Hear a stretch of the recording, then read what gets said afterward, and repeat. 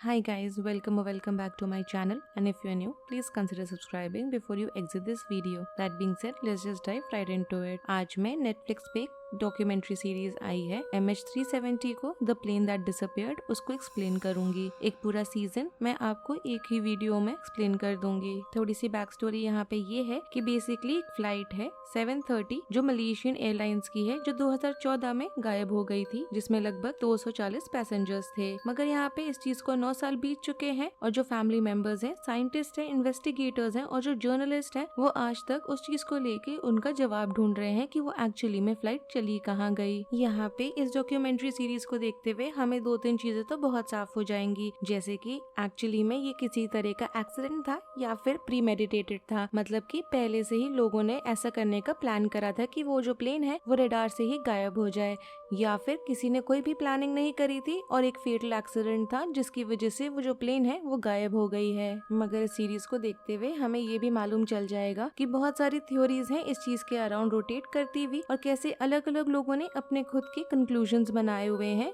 कि हुआ क्या होगा उस फ्लाइट के साथ। क्योंकि एक्चुअली में क्या हुआ है उस फ्लाइट में और उस फ्लाइट को कहाँ पे ढूंढे, किसी को इस चीज के बारे में अभी तक 9 साल के बाद भी कुछ नहीं मालूम है। इसकी सीरीज की शुरुआत का जो पहला एपिसोड है उसको देखते ही आपको एक चीज तो रियलाइज हो जाएगी कि ये बहुत ही ज्यादा सेंटिमेंटल है लोगों को लेके, और कहीं ना कहीं काफी ज्यादा हॉन्टिंग भी है, क्योंकि उस फ्लाइट में पूरे ग्लोबल लेवल के लोग इन्वॉल्व थे। मतलब कि अलग अलग कंट्रीज के लोग उसमें ट्रैवल कर रहे थे। तो ये जो बात है कि वो जो फ्लाइट गायब हुई है और उसमें जो पैसेंजर्स थे उनकी जो फैमिली है वो ऑल अक्रॉस द ग्लोब है। वेराज इस डॉक्यूमेंट्री सीरीज में हमें उन फैमिली मेंबर्स को भी डॉक्यूमेंट करके उनको क्या लगता है और उनका जो हार्ट ब्रेकिंग स्टोरी है उसको भी डॉक्यूमेंट्री में ऐड करा है। तो 1-on-1 जब हमें उस चीज का मालूम चलता है कि वहाँ पे उनका क्या सिचुएशन था और उनपे क्या बीत रही थी मेंटली एंड इमोशनल लेवल पे, वो बहुत ही ज्यादा हॉन्टिंग हो जाता है जब आप उसको खुद के साथ एक बार रिलेट करना स्टार्ट कर देते हो। यहाँ पे पहला एपिसोड खत्म होते होते हम ये तो चीज समझ गए थे कि जो पहले 3 एपिसोड होने वाले हैं इस सीरीज के, उसमें अलग अलग जो थ्योरीज है उनको डिस्कस करा जाएगा। मतलब 3 थ्योरीज है और वो 3 एपिसोड में उन्हें डिस्कस करा जाएगा।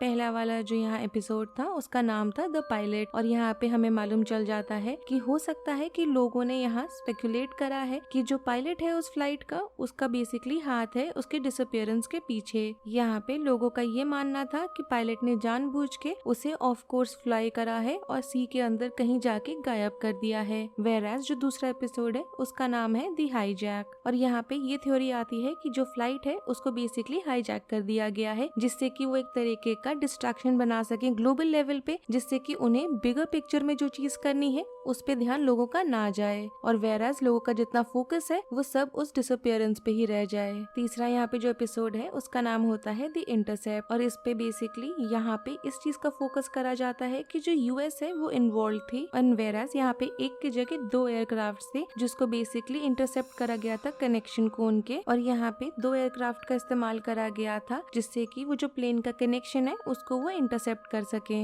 बेस्ट चीज इस शो को लेके एंड में आप ये रियलाइज करोगे कि इन्होंने इन तीनों थ्योरीज को इतने अच्छी तरीके से दिखाया है कि आपको एक्चुअली में जो तीनों सिनेरियोज हैं वो तीनों देख के लगेगा, और आप कहीं ना कहीं कन्विंस हो जाओगे कि इनमें से कोई एक ना एक सिनेरियो तो पक्की तरह से उस फ्लाइट के साथ हुआ ही होगा। मगर यहाँ पर्सनली देखा जाए तो मुझे लगता है कि पहला वाला थ्योरी तब भी हो सकता है, और सेकंड और थर्ड थ्योरी जो है वो उतना ज्यादा कन्विंसिंग नहीं लग रहा है। मगर यहाँ पे इन्होंने इस सीरीज में इतने अच्छे से हर चीज को रिकंस्ट्रक्ट करा है, और उसके पीछे जो थ्योरी के पीछे बेसिकली उनके जो आर्ग्यूमेंट्स हैं वो उन्होंने इतने अच्छी तरीके से हमें प्रेजेंट करा है कि हम एंड में जाके इस चीज को रियलाइज तो कर लेते हैं कि इन तीनों में से कोई एक ना एक चीज तो पक्की तरह से पॉसिबल होगा ही। यहाँ पे ध्यान देने वाली ये चीज है कि आज तक वो जो प्लेन अगर सी में जाके डूबा भी है तो उसका आज तक हमें कुछ भी रैकेज नहीं मिला है एज सच। 1-2 टुकड़े इधर उधर हमें मिल जा रहे हैं, मगर पूरा प्लेन कहाँ पे डूबा है या फिर कहाँ पे एग्जैक्टली क्रैश हुआ है उसका एक रैकेज होना चाहिए, वो आज तक हमें नहीं मिला है। इस सीरीज को जैसे जैसे आप देखते जाओगे आप कहीं ना कहीं एक चीज को बहुत अच्छे से रियलाइज कर पाओगे कि वहाँ पे जो क्रू था और जो पैसेंजर्स थे उन्होंने उस रात क्या चीज सफर करा होगा। और यहाँ पे हम एक और चीज रियलाइज कर सकते हैं ये सीरीज को देख के कि 21st सेंचुरी के होते हुए भी इतना हॉरिफिक चीज कुछ हो सकता है।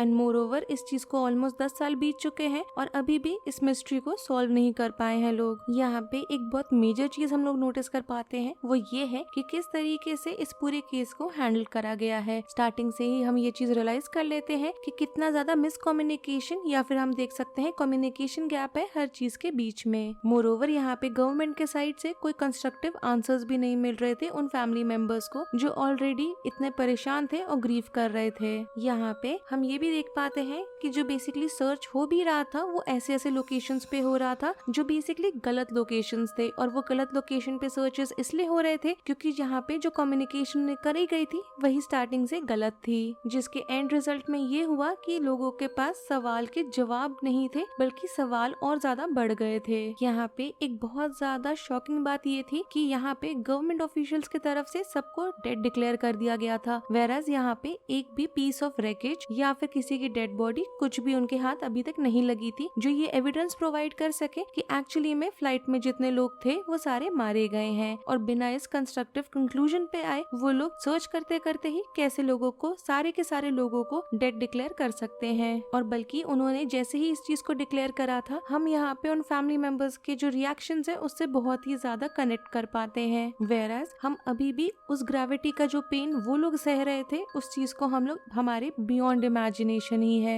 यहाँ पे हमें फर्स्ट हैंड इन्फॉर्मेशन मिलता है उन क्लोज रिलेटिव से, जैसे वाइफ्स हो गई वहाँ पे उन पैसेंजर्स के, कि यहाँ पे उन्हें उनके ओपिनियंस कितने ज्यादा डिफरेंट है एक दूसरे से, डिस्पाइट की जो यहाँ पे चीज हुई है वो एकदम कॉमन है उन सब में, क्योंकि उनको जो अलग अलग इन्फॉर्मेशन दिया जा रहा था उसके बेसिस पे उन्होंने यहाँ पे अपने माइंड में कंक्लूजन बना लिया था और इस चीज को रियलिस्टिक बनाती थी हर एपिसोड के एंड में एक रिकंस्ट्रक्शन। वो इतनी ज्यादा सिमिलर थी जो वहाँ पे चीज हो रही है उससे कि ऐसा लग रहा था कि हमारे साथ फर्स्ट हैंडेडली ही वो सारी चीजें हो रही हैं। और भी चीजें हमें सीरीज के थ्रू आउट दिखाई जा रही थी वो बेसिकली वो था कि लोगों ने यहाँ पे अलग अलग सर्च पार्टीज फॉर्म करी हैं जहाँ पे वो लोग प्लेन को लेके एविडेंसेस को ढूंढ रहे हैं कि कहाँ पे वो क्रैश हुई होगी सी के अंदर। इस पॉइंट पे जहाँ पे हमें सर्च का दिखाया जा रहा था फुटेज वो अपने में इतना ज्यादा हॉरिफाइंग इसलिए भी था क्योंकि हम यहाँ पे देख पा रहे हैं कि वो जो सी है वो कितना ज्यादा डेंजरस है, वो वेव्स कितने ज्यादा ऊपर तक आ रहे हैं, कितना अनस्टेबल एनवायरनमेंट है और कितना हॉरिफाइंग हो सकता है वहाँ पे उन लोगों के लिए कि अगर वो प्लेन क्रैश भी हुई है तो वहाँ पे वो लोग कैसे सरवाइव करेंगे इतने ज्यादा हॉरिफाइंग कंडीशन में। और ये सब सोच के ऐसा लग रहा था कि हम एक्चुअली में रियलिटी में हमारे साथ ऐसा कुछ हो रहा है या फिर हमारे किसी रिलेटिव के साथ हुआ है। इस सीरीज को देख के एक चीज तो कंफर्म हो जाती है कि लोगों को यहाँ पे कॉन्स्पिरेसीज बहुत ही ज्यादा पसंद है और इस पर्टिकुलर फ्लाइट के डिसअपीयरेंस को लेके तो और भी ज्यादा, क्योंकि हमारे पास किसी भी प्लेटफॉर्म पे उसको लेके इतने एविडेंसेस है ही नहीं कि लोग अपने खुद के कंक्लूजन्स पे आ सके। लोग यहाँ पे बेसिकली जो फ्लाइट पाथ था